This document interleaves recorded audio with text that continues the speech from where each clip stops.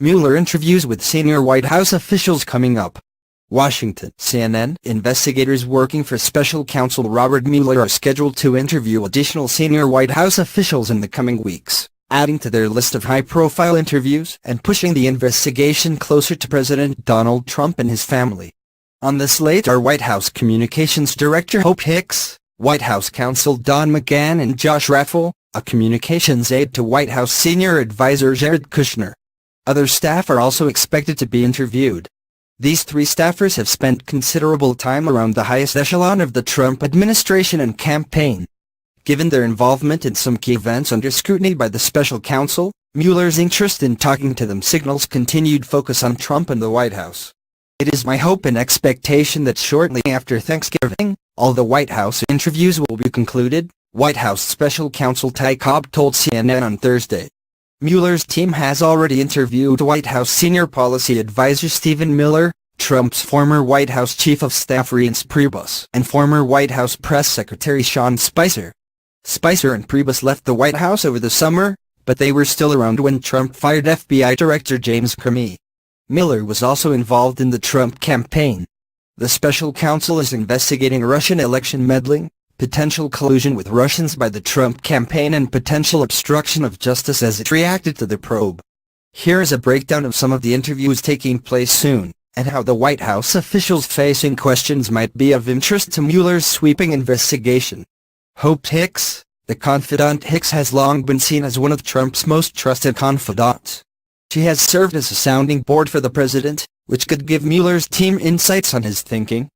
Her work for Trump intersects with the Russia investigation in a few distinct ways.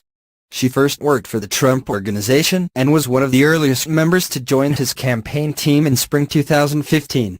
She was almost always at his side on the campaign trail, and she now works from a desk just outside the Oval Office. Her profile has continued rising inside the administration, and she was elevated to White House Communications Director in July. Donald Trump Jr. confirmed last week that he exchanged some private Twitter messages during the campaign with WikiLeaks, the anti-secrecy website that published damaging materials about the Democratic National Committee and Hillary Clinton's campaign during the heat of the election. After the first exchanges in September 2016, Trump Jr. informed a group of senior Trump campaign officials including Kushner over email. Kushner forwarded the email to Hicks, according to The Atlantic, which first reported the story.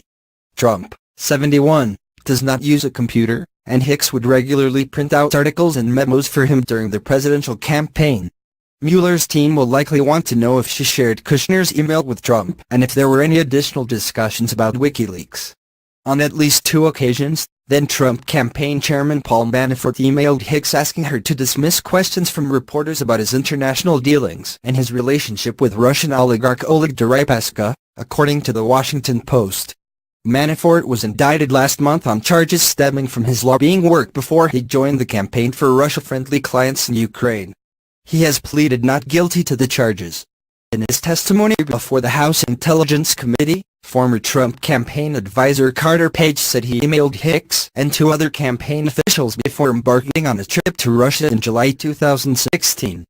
Page insists that the trip was unrelated to the campaign, though he admitted asking campaign officials for input on a speech he delivered at a Moscow university. Days after the election, Hicks issued denials on behalf of the campaign that haven't held up. She told the New York Times that the campaign was not aware of any campaign representatives that were in touch with any foreign entities during the election. And she told the Associated Press that there was no communication between the campaign and any foreign entity during the campaign.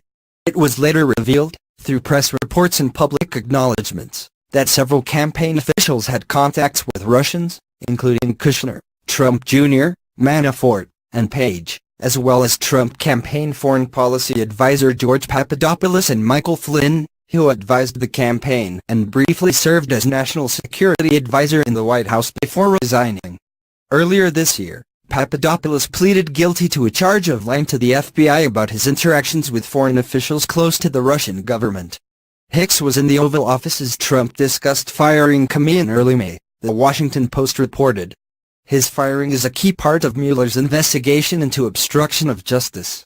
She was also there when the Trump White House scrambled to respond to a bombshell report that Trump Jr., Manafort and Kushner met with a Russian lawyer during the campaign.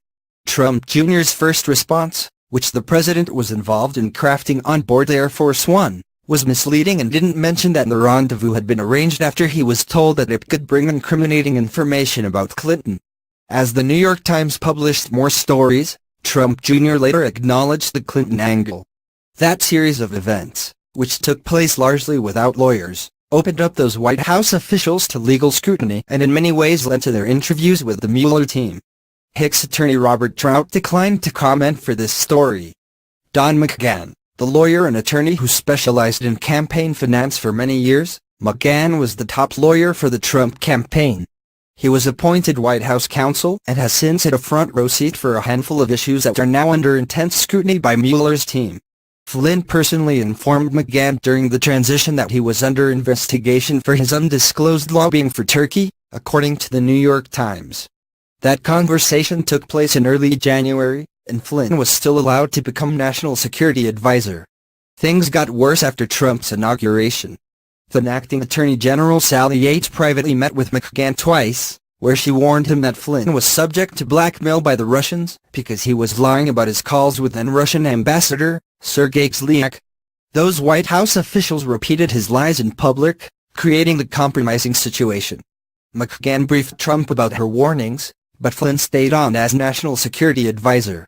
He only resigned after it was publicly reported that he misled senior White House officials, including Vice President Mike Pence, about his conversations with Kislyak. Mueller's team will likely ask McGahn about the series of events that led to Flynn's resignation. As the top White House lawyer, McGahn also played a key role in Comey's firing, and Mueller's investigators will surely pepper him with questions about the process and Trump's thinking. In early May, Trump and Mueller, the senior policy aide, had drafted a memo that detailed reasons to fire Comey, but McGahn was concerned about the letter and it was never released, according to the New York Times. Instead, McGahn edited the memo and sent it back to Trump and Mueller with revisions. Mueller's team has a copy of the original draft, the newspaper reported. After that back and forth, McGahn arranged for an Oval Office meeting to discuss the firing with Trump, Attorney General Jeff Sessions and Deputy Attorney General Rod Rosenstein. Sessions and Rosenstein left the meeting with the directive to prepare the legal framework necessary to terminate Comey, according to the Washington Post. Comey was fired the next day. Josh Raffel, the Puerto Rico specialist after working with Kushner in the private sector, doing public relations for Kushner companies, Raffel joined the White House as a communications aide for the White House Office of American Innovation, which Kushner runs. He also handles Kushner-related press inquiries. Raffel was involved in discussions about how to respond to the inquiries about the Trump Tower meeting. He was also aboard Air Force One when the president took part in crafting the response that was ultimately released by the Trump Organization under Trump Jr.'s name. These discussions will likely be of interest to Mueller's team. At the very least, they could shed light on how much Trump and others knew about the meetings before learning about them in the press reports. The White House says it didn't learn about the meeting until the press reports.